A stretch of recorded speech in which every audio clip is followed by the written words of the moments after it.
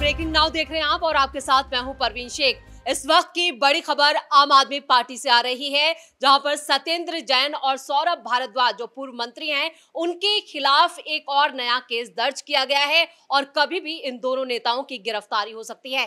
क्या कुछ है पूरा ये मामला, इस पर ज्यादा अपडेट के लिए मेरे साथ जुड़ रहे हैं कैपिटल टीवी के editor in chief doctor Manish Kumar. Sir, क्या खबर आ रही है और कितना बड़ा झटका आम आदमी पार्टी के लिए? देखिए, एक नया घोटाला, ये घोटाले का नाम है अस्पताल घोटाला। मतलब ये जब से इनकी सरकार बनी, इनको लगा कि ये जिस तरह से अपनी पार्टी को चलाता है केजरीवाल, उस तरीके से सरकार चलाएंगे। लूट मचा दो, जितना लूटना है सब लूट लो। ऐसा कोई डिपार्टमेंट नहीं बचा कि जहां इसने लूट नहीं मचाई। अभी तो चल ही रहा है ऑलरेडी, उसमें तो ऑलरेडी एक्शन भी शुरू हो गया है कि क्लासरूम हमने बनाया, क्रांति की थी। तो दो क्रांति इसने किए, एक एजुकेशन क्रांति, उसमें क्लासरूम बनाने में सब फंस गए, और दूसरा क्रांति जो है स्वास्थ्य क्रांति है ना। अब इसमें भी मालूम चल रहा है कि करोड़ों रुपए ये लोग निगल गए, खा गए।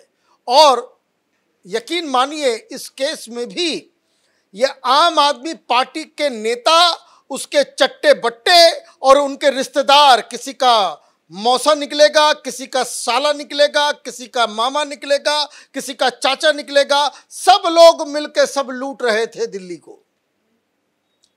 ये अस्पताल घोटाला दरअसल दिल्ली में हॉस्पिटल के अंदर कुछ इंफ्रास्ट्रक्चर को बनाने के लिए जो ठेके दिए गए, उस ठेके में पैसे खाने, विलंब करने और ठेका 500 का, और देर करते करते करते करते उसको जो है आप 1500 कर दोगे, 1500 करोड़ कर दोगे, और सब माल जो है आप जब्त करोगे। यही केस है।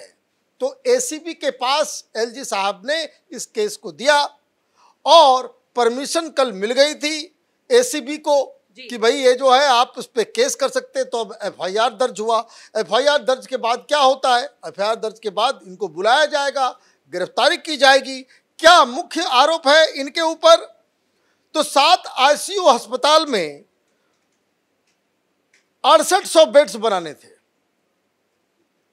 6 महीने के अंदर, और लागत जो थी वो 1125 करोड़। लेकिन 3 वर्ष बीत गए, 50% ही हुआ। और इस बीच जब लेट होता है तो क्या करते हैं? फिर से फाइल घुमाओ कि अब दाम बढ़ गया, आप फिर उसको बढ़ा दोगे। तो यही धंधा इन्होंने क्लासरूम वाले में भी किया, स्कूल क्लासरूम वाला घोटाले में। यहां भी एलएनजेपी अस्पताल में नए ब्लॉक की लागत 465 करोड़ रुपए से बढ़कर 1125 कर दिया।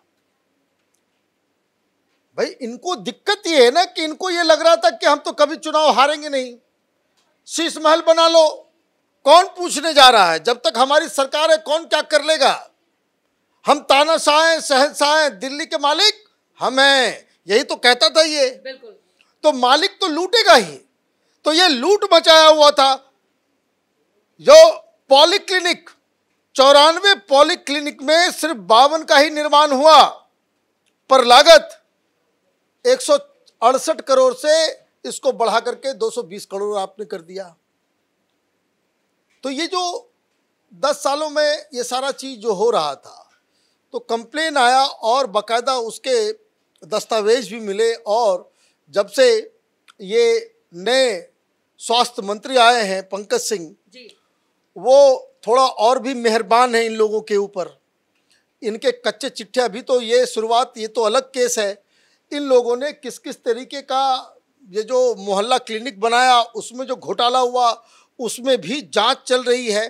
कहने का मतलब ये है कि सत्येंद्र जैन तो वो तिहाड़ रिटर्न था जी, वो तिहाड़ी पहले से था।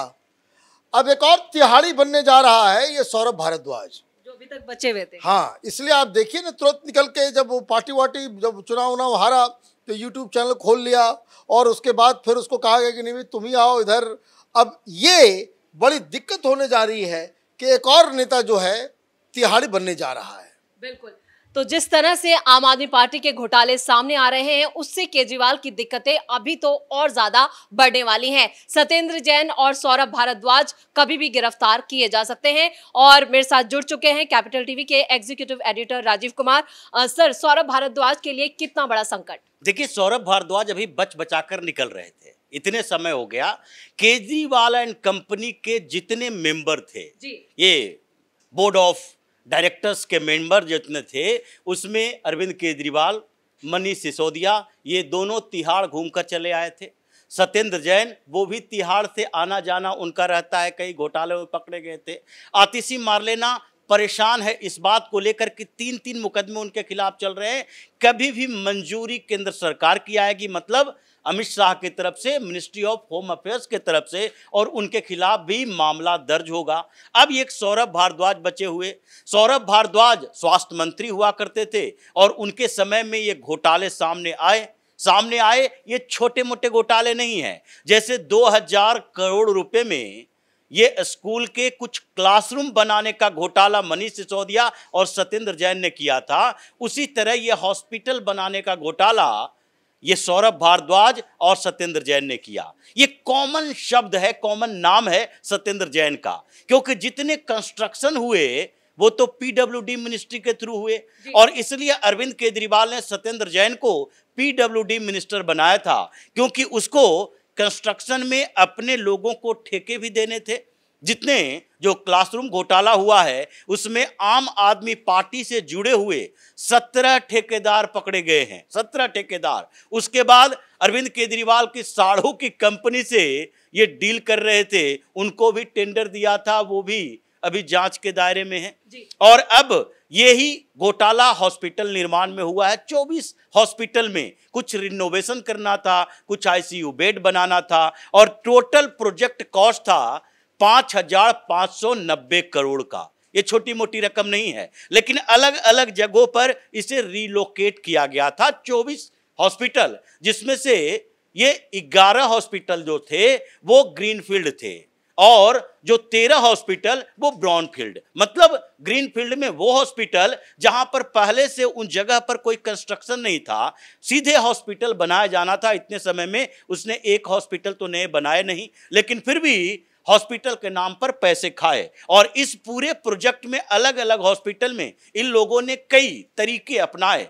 मोडस ऑपरेंडी सारे घोटालों का इनका लगभग एक ही है, क्योंकि ये चोरों का गैंग जो सीएजी रिपोर्ट देखता था, जो कांग्रेस के भ्रष्टाचार की बात करता था, तो इसने चोरी की आदत तो वहीं से सीखी और बचने के तरीके वहीं से सीखे कि देखो इतने बड़े घोटाले हुए, लंबे समय तक पेंडिंग पड़ा रहा, आखिरकार सीएजी रिपोर्ट में सामने कैसे आ गया। तो इन लोगों ने जो स्टडी की थी, इसे पता चला कि कैसे कैसे हम बच सकते हैं जेल जाने से, और वही तरीका इसने अपनाया। लेकिन अगर चोरी करोगे तो कभी न कभी तो सच्चाई सामने आएगी, और इसलिए इसमें भी मोडस ऑपरेंडी वही था इन लोगों का कि सबसे पहले टेंडर डालो और उसमें रकम कम रखो, 400 करोड़, 500 करोड़, 300 करोड़, ऐसे ही रकम रखो, और उसके बाद इस प्रोजेक्ट को लटकाए रखो। क्योंकि पीडब्ल्यूडी मिनिस्ट्री आपके पास, इंजीनियर की कमी नहीं, कॉन्ट्रैक्टर की कमी नहीं, सीमेंट बालू गिट्टी की कमी नहीं, सप्लायर्स की कमी नहीं, फिर आपका प्रोजेक्ट इतना लंबा समय तक खिंच क्यों रहा है? जबकि आपने टेंडर जिस समय डाला उसके प्रोजेक्ट कॉस्ट अगर 400-500 करोड़ थे तो वो बढ़ के 1100-1200 करोड़ हो गए। आपने जानबूझकर ये की, और इसी के खिलाफ कंप्लेन किया था विजेंद्र गुप्ता ने, जो उस समय एलओपी थे और अभी तो स्पीकर हैं। और इन्होंने कंप्लेन किया तो एसीबी को अनुमति दी गई एलजी के तरफ से। एसीबी ने इसकी जांच शुरू की तो उसको लगा प्रथम दृष्टया इसमें घोटाले सामने आए हैं, और अब जब घोटाले नीचे से ऊपर तक बढ़ रहे हैं तो मंत्री भी लपेटे में आएगा। तो इसलिए पिछले साल 2024 के अगस्त में एसीबी की तरफ से एलजी को लेटर लिखा गया कि हमें सौरभ भारद्वाज और सत्येंद्र जैन, ये दोनों के खिलाफ जो मामले हैं उसकी जांच के लिए अनुमति दी जाए, एफआईआर दर्ज करना है हमें। अब एलजी ने उस पूरे फाइल को पढ़ा, ये समय लिया गया, देखा गया एक एक चीज को कि कहां कहां प्रथम दृष्टया घोटाले के सबूत एसीबी को मिले हैं, और जिन लोगों को, इंजीनियर को पकड़ा गया था, पहले ठेकेदारों पर छापे पड़े थे, हॉस्पिटल में छापेमारी हुई थी, लेकिन मंत्री तक पहुंचना अभी बाकी था। और उसी के लिए एलजी ने जब सेक्रेटरी से रिपोर्ट मंगवाई, रिपोर्ट आई, तो इसी साल मई में 6 मई को एलजी ने अमित शाह के पास वो रिपोर्ट भेजी और गृह मंत्रालय से कहा कि आप इन लोगों के खिलाफ एफआईआर दर्ज करवाने के लिए अनुमति दीजिए। और उसी की अनुमति मिली, एफआईआर दर्ज हुआ। मतलब ये पूरा कैबिनेट जो अरविंद केजरीवाल का है, जिसमें अब सौरभ भारद्वाज की एंट्री हो गई तिहाड़ कैबिनेट के अंदर। मतलब तिहाड़ का जो एक कैबिनेट अरविंद केजरीवाल ने बनाया, उसमें जैन था पहले, केजरीवाल सिसोदिया, अब अरविंद केजरीवाल के साथ सौरभ भारद्वाज, और अगला नंबर ये आतिशी मार्लेना का आने वाला है, क्योंकि 3 मामले उनके खिलाफ भी अभी पेंडिंग पड़ा हुआ है। इस तमाम जानकारी के लिए आप दोनों का बहुत बहुत धन्यवाद। तो अरविंद केजरीवाल जो दिल्ली की सत्ता पर 10 साल तक उन्होंने राज किया है, लेकिन एक के बाद एक हर डिपार्टमेंट में इतने घोटाले किए हैं कि अब वो घोटाले खुलकर सामने आ रहे हैं। और इसी घोटाले में अब सौरभ भारद्वाज का नंबर भी लग चुका है, अब वो भी तिहाड़ जाने वाले हैं। तो मेरे साथ बड़ी खबर में इतना ही। कैमरामैन रवि के साथ मैं परवीन शेख, कैपिटल टीवी।